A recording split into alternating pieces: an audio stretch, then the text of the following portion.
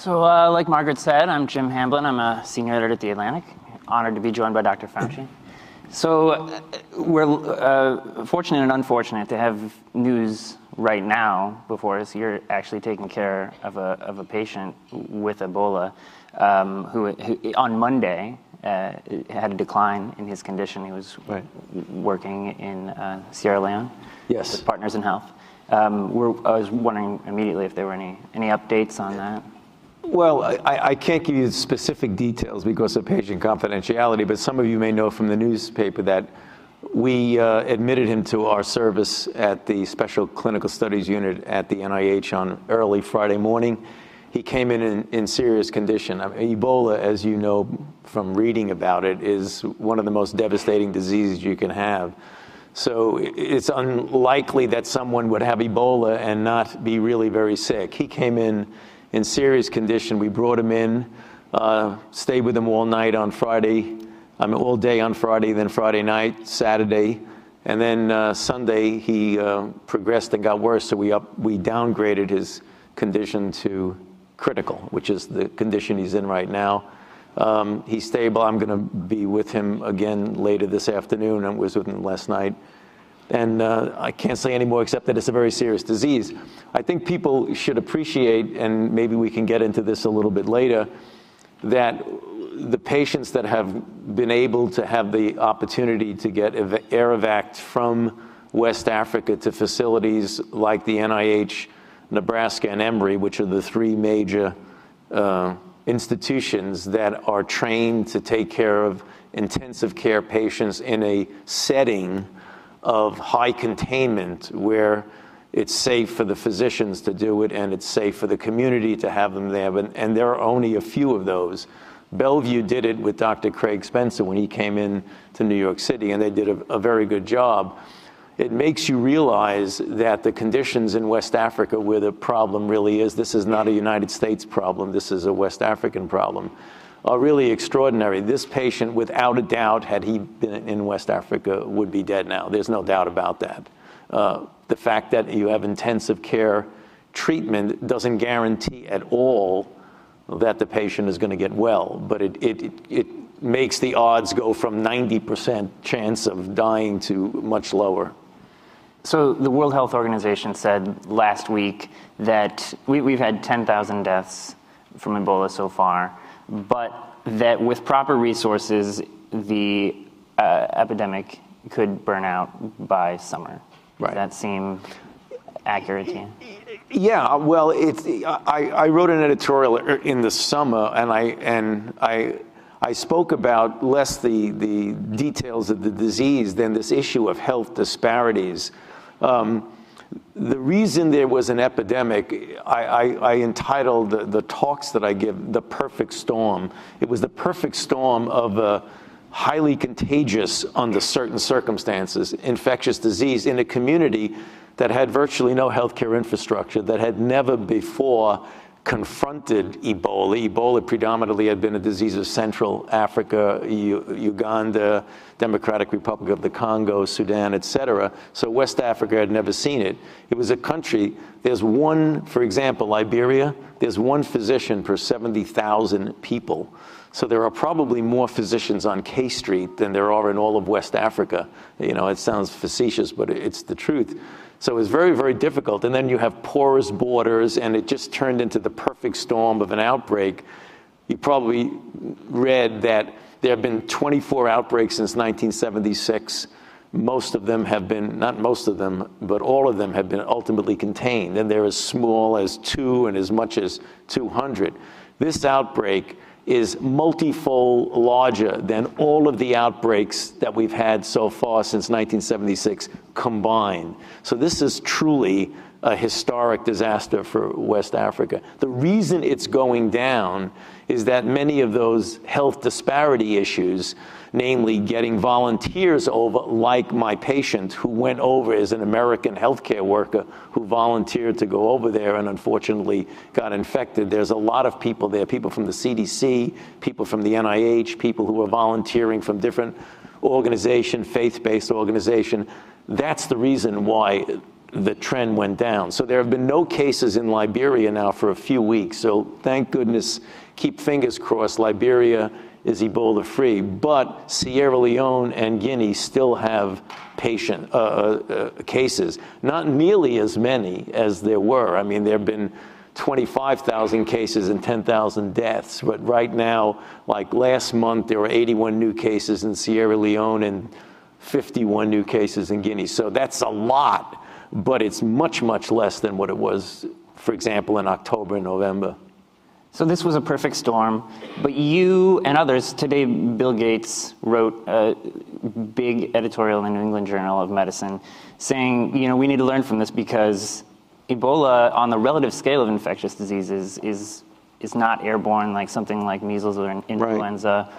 There's a real need for better preparedness on a global scale to contain outbreaks earlier. Right. And there are other emerging infectious diseases that a lot of people are not even aware of.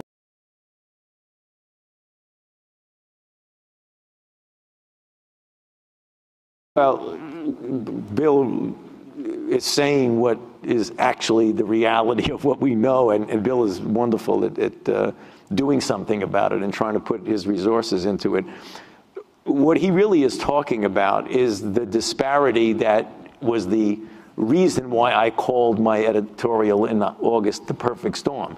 The disparity of capability of identifying, isolating, reporting throughout the world is totally uneven. I mean, it's truly disparity at its worst.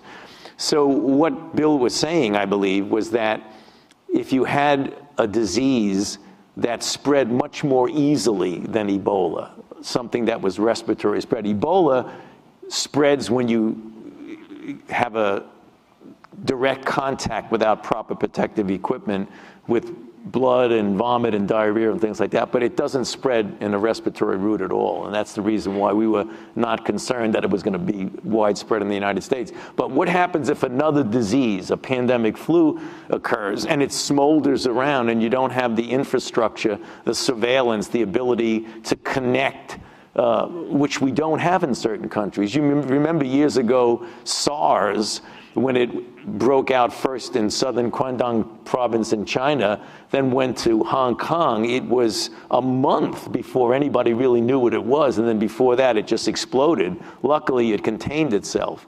So what we need is a interconnecting network globally of essentially all countries that can identify, report, and have a team that can go in and help, because not every country is able to do the kinds of things that would contain an epidemic. The three major ways you contain Ebola, for example, is you identify, you isolate, and you contact trace. And Nigeria had the capability to do that. So when the case went to Nigeria, boom, Nigeria took care of it right away.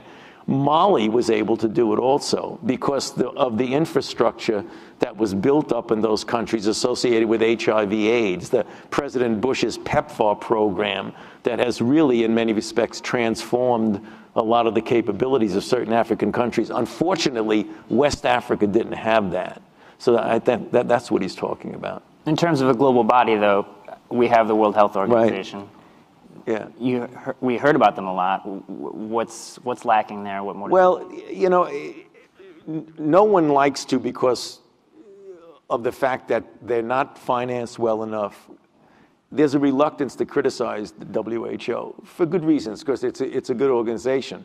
But it isn't an organization that has a central capability. It's very, very much decentralized. So you have WHO components in different parts of the world. And the reality is this, I'm not making this up, it didn't work very well under the circumstances. And even the director, who's a good friend and a very good person, Margaret Chan, said it didn't work very well this time. So we need to somehow do better, not only on the surveillance, but better on how you have a coordinated response. Moving to measles, right, which 15 years ago was declared eliminated in the United right. States. Did you think that you'd be sitting here in 2015 talking about a measles outbreak. Yeah, but it's really a shame with measles because it's kind of this irony paradox. So you have, with measles, one of the most contagious infectious diseases known to man. It's just, as much as Ebola is not spread through respiratory, measles is the most easily spread virus that you could possibly imagine. Point number one. Point number two, the vaccine for measles is one of the most, if not the most, effective vaccine of all vaccines that we have. If you get your 2 shots, one when you're 12 months old and one when you're 4 years old, you have about a 98% protection. There's no other vaccine that's as good as a measles vaccine. And then you have measles, which is a serious disease. It's not a trivial disease. Children can die from measles. About 1 out of every 1,000 and 1 out of every couple of thousand die. You can get encephalitis, you can get pneumonia. And we were able to measles in the United States to the point where at 2000 there was no continuous measles in the United States. And then for reasons that we can, you could talk about all day, there was this perception that the toxicity of the vaccine is more than the risk of the infection. This whole idea that measles vaccine causes autism was something that was spread by a person in the UK, Dr. Wakefield, who actually, it was shown clearly that not only were the data false, they were fabricated. So now, yet it's out there that this is a vaccine that causes problems. So mothers and fathers throughout the country in different parts, more some than others, decided they don't want to vaccinate their children. And when you don't vaccinate your children and you get to a certain critical level of children not vaccinated, that's how you get the outbreak that we saw in Disneyland, and that's how you have the number of cases that we have now. It's completely avoidable. And as a physician, Jim, I know you feel the same way. It's very frustrating when you see something that is a serious disease that you absolutely can prevent that all of a sudden comes back. And there's an interesting contrast between there was a panic and fear about Ebola. Right. I think people would do anything within their means to protect their kids from getting Ebola. It's a scary, the Right. disease manifestations are scarier. Something like influenza and measles, which pose a bigger threat to outbreak within this country, Right. are things that people are not even. That's true. And there's an interesting thing in our society, which is part of human nature, is that we accept risks every day that are things that could happen to us. Then when a new risk comes along, because it's a new risk, even if it's much less likely that something bad would happen from that risk than the risk that you accept every day, you panic about this new risk. And that's the reason why there was this unreasonable panic in the United States about there going to be an explosion of Ebola cases, when if you look at other things that are very risky, like children getting sick and dying, during the week that everyone was, a few weeks, I remember, well, it seemed like forever for me, but during that period of time when things were very acute in the end of the summer, the beginning of the fall, everybody was worried that they were going to get Ebola and die. And during that period of time, there were maybe 19 or so children that died from influenza. No children. The only people who got infected in this country with Ebola were 2 nurses who willingly put themselves at risk because of their profession to take care of a person. There was no real risk to anybody else. And yet the perception was we're really in danger of Ebola. And influenza remains the potential for an outbreak. I mean, how many people died in 1918? It was 50 to 100 million by population in the United States, which in the world, which would be equivalent to like 3 or 4-fold that now.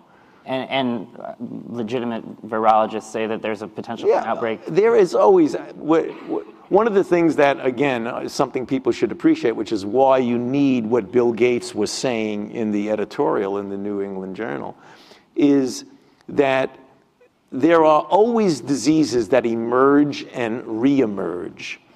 a new disease that emerges that has phenomenal public health impact doesn't occur very often, but when it occurs, you know about it. The last major disease that was brand new was HIV/AIDS, and that was recognized in 1981. And look at the numbers. 78 million people have been infected, 37 million people have died, 36 million people are living with HIV, and there's 1.6 million deaths and 2.1 million new infections each year. That's what's called global health impact. Every once in a while you get these little blips of things that occur that are curiosities, but they're not. But then again, there's always the risk, as you say, Jim. Probably the thing that's the most concerning is something that would spread by respiratory route, and that would be very serious. And influenza, according to our history of diseases that are respiratory spread but serious, influenza is at the top of the list because it can be very serious. For a healthy young person, not necessarily so, but for children, for pregnant women, for the elderly, it can be absolutely devastating. And we have a history of pandemics, and that's the reason why at the NIH, the research we're doing in my institute is to try and develop a much better influenza vaccine, but not an influenza vaccine that you have to take every single year because it changes a little, but what we call a universal flu vaccine, where if you take it maybe once every 5 to 10 years, you're protected against all influenza. So we've got to do much, much better about influenza vaccines. So then you'll have this enormous breakthrough and people will refuse to use it. Well, yeah. I mean, we've had something like the measles vaccine for a long time. What's the challenge with the influenza vaccine? Well, hopefully somebody won't come along and say that influenza vaccines causes some strange disease that it doesn't cause. Yeah, vaccines are just such an extraordinary, important part of the history of medicine. If you look at life expectancy in the United States, that has gone up considerably. Of course, it's due to better ability to control blood pressure and cancers, et cetera, but a lot of it is due to the fact that a lot of children back then used to die from diseases like measles and polio and all kinds of things like that, which we don't have right now. So we're in some respects the victims of our own success. And what I mean by that is that when there's a lot of things going on in society that are diseases and there's a vaccine, everybody wants the vaccine. And then when the disease disappears, they say, why do I need this vaccine? And then they don't take the vaccine, and then the disease come back. And that's exactly what's happened with measles. So we've got to make sure that we realize that the risk of a vaccine is infinitely lower than the risk of the disease itself. And that seems to be, I think a lot of people here, work in health, are interested in healthcare and messaging to the public, and talking about acknowledging some tiny risk of vaccines, but framing it as an argument of risk-benefit on both sides, as opposed to just saying it's safe. There has never been any. Sure. That's one of the problems in biology, because in biology, so if I were a mathematician or a physicist, I could sit in front of this audience and tell you exactly what the odds are of something happening or not. In biology, you never say never and you never say always. So the skeptics can always give a gotcha to you. So Dr. Fauci, can you tell me that this vaccine is absolutely 100% safe for my child? No. Nothing is not 100% safe, nor was it 100% safe for me to walk up on this stage. I could have fell and broken my neck. But people don't think about it that way. They want absolute 100% risk-free, and nothing is 100% risk-free. It just isn't. Do you think there's something, just trying to get at the psychology of why parents are not wanting to do this? Is there something that they're actively imposing this risk they feel as opposed to passively allowing the risk of an infectious disease to occur, by saying... Yeah, but Jim, if you look at the spectrum of parents who don't want their children vaccinated, there are really multiple different reasons for that. There's a small core that are deeply philosophically against any intervention that might have any risk for their child, just forgetting about the idea about the fact that they might get a disease. And then there are some who just feel, understandably, they've come to the wrong conclusion. Namely, well, you get in a vaccination, it makes my child cry, they might get a little bit fever. I don't want to do that. I don't see any measles around here, so why should I worry? That's what I think most of the mothers and fathers who want to do that.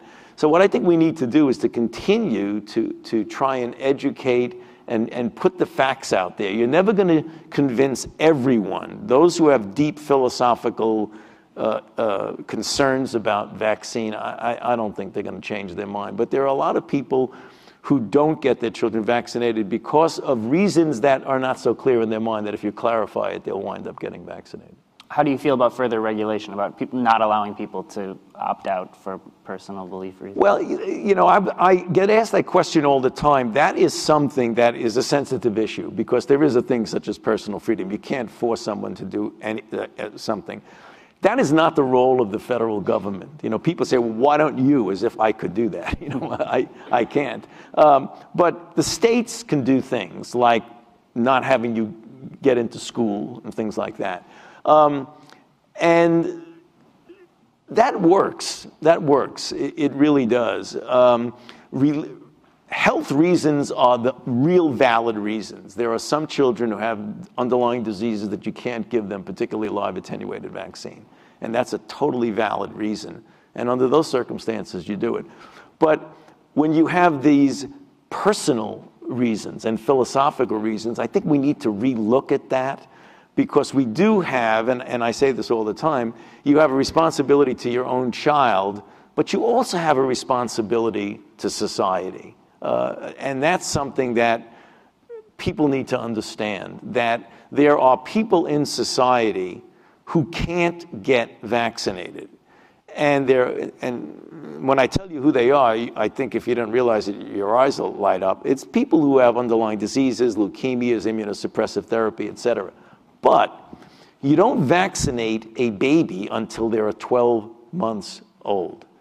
So if you look at that, there are millions and millions of babies in a birth cohort each year who are susceptible to measles. So if there's 10%, 12% of the population don't vaccinate their children who can get vaccinated, and my little baby who's 7 months old takes to a party and somebody has measles, it could be very devastating to that child. So I think people need to really think about the fact that you have a responsibility to society because there are millions of children, particularly, who can't get vaccinated until they're 12 months old. Yeah. You want to protect those children. I think if you put that argument to parents, you really don't want to protect all these little babies who are from 0 days old to 12 months old. Of course you do. And I think when you try to explain it that way, a lot of people will turn over and get vaccinated.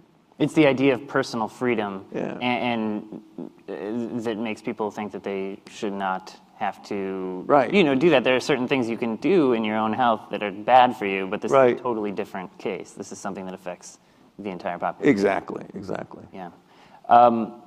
Are there other infectious diseases we haven't mentioned that are particularly, on your mind, potentially? Yeah, there are things that can affect anybody, and that's the problem we're having now with antimicrobial resistant microbes. You've read about just recently the outbreak in the UCLA hospital of the duodenoscope that was used that had contamination of what's called CRE, which stands for, I know you really care about this, carbapenem-resistant enterobacteriaceae. That's what CRE. Yeah, right.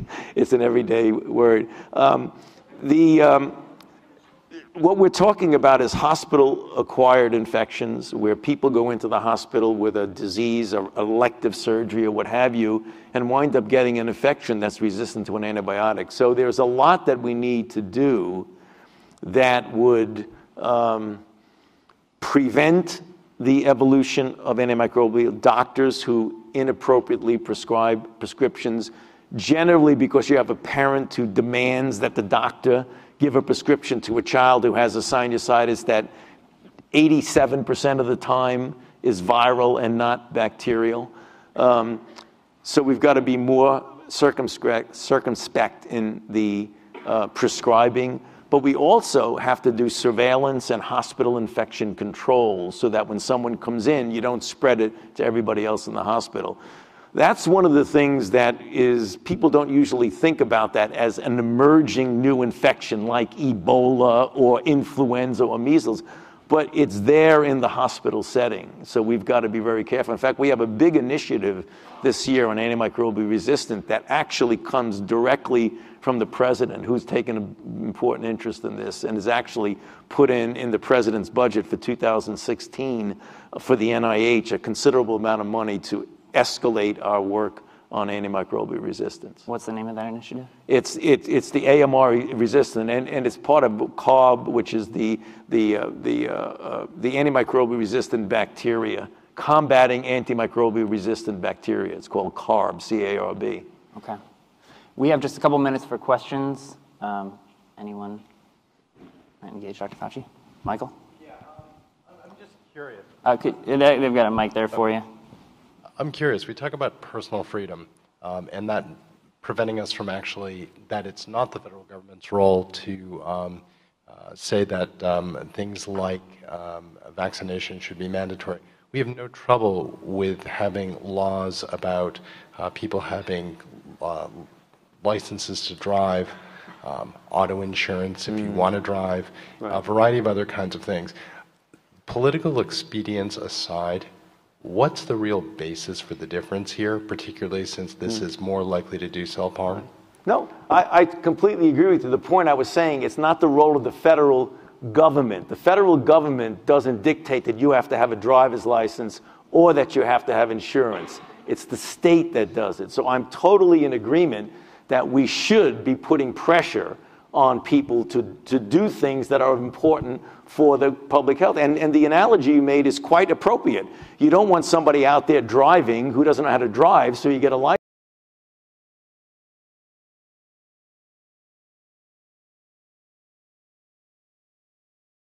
Society against disease the same way you want to protect society against somebody that doesn't know how to drive. I totally agree with you. It's just got to be at the state level. Anyone else? Questions? Wow. I guess we covered it all. They want me out of the room because I've been taking care of an Ebola patient. All right, we'll wrap it up then. Okay, great. Good to see you. Right.